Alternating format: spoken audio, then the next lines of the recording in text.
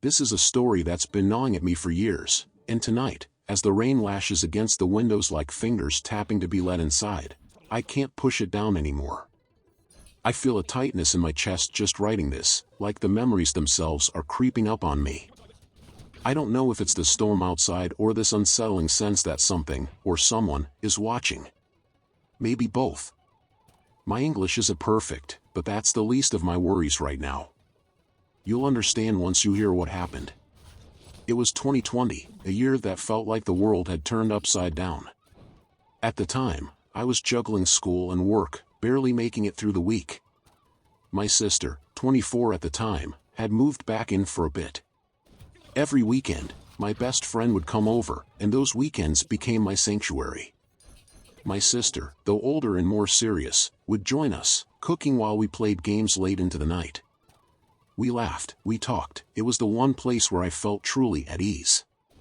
But all of that was about to change. It started with a festival.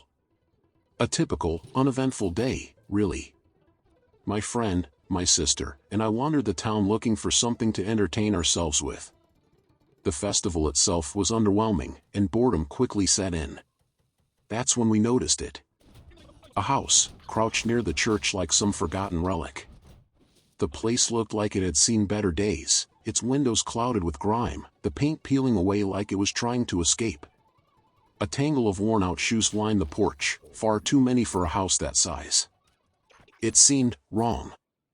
My friend, with that casual curiosity that always gets people in trouble, leaned in close and whispered that a psychic lived there. "He's got powers," he said, the word laced with sarcasm.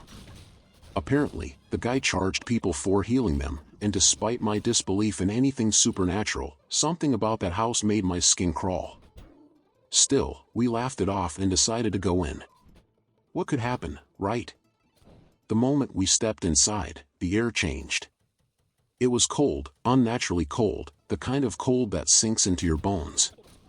There was a dampness too, like the air had been steeped in something rotten. A few people were already there, sitting in eerie silence, as if they were waiting for something, or someone. Then we saw him. In the middle of the room, dressed in a pristine white suit that looked bizarrely out of place, sat the man. He was still, unnervingly still, his eyes sharp and hollow at the same time. He didn't greet us, didn't ask why we were there, he just pointed to the chairs in front of him, like he'd been expecting us all along. We sat. It was impossible not to. The room felt like it was closing in on us, the shadows bending at unnatural angles. We made small talk, but there was something about the silence in the house, like it was listening, waiting for us to stop speaking. And then, without warning, he began. My sister, always so rational and grounded, was first. He didn't touch her, didn't say much. He just stared. And slowly, like a marionette being manipulated by invisible strings, she sank into a trance. Her head lolled to one side, her eyes glassy and unfocused. I wanted to believe it was just hypnosis, something I could explain away. But then she started to laugh. It wasn't her laugh, though. It was wrong. Hollow. Twisted. And then, just as suddenly, she began to weep.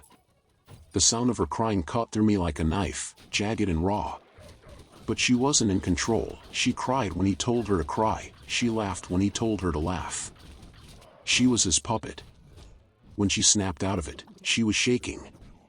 And that's when he spoke, his voice barely above a whisper, but so heavy it felt like the words hung in the air. "There is a curse on her," he said, his eyes locked on mine. "The only way to break it is for her to be with me, in marriage."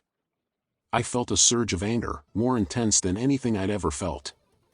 I grabbed my sister and dragged her out of that house, yelling that he was insane, a charlatan, a madman.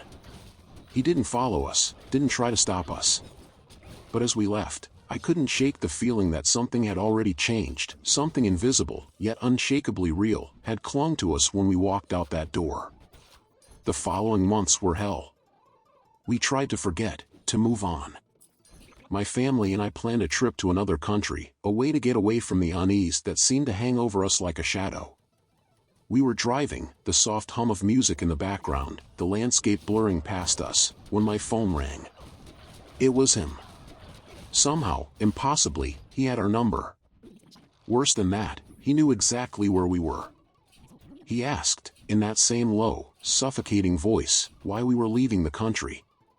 "Are you running from me?" he asked, and I felt a chill creep down my spine. We argued, but I hung up before he could say anything else, my heart pounding in my chest. How had he known? How had he known? Then the photos began arriving. They were of my sister. Each one had her face, but something was different, warped, somehow, like she wasn't fully herself. And every photo had a real, physical padlock nailed into it, piercing through the image. Dozens of photos, each more disturbing than the last. It felt like a warning, or worse, like a claim. The police couldn't help. They looked at us like we were crazy, brushed it off as harassment. But we knew it was more than that. We could feel it. Hateful messages from fake profiles flooded my sister's social media. Anonymous phone calls in the dead of night, with nothing but silence on the other end. The harassment, though it eventually lessened, never truly stopped.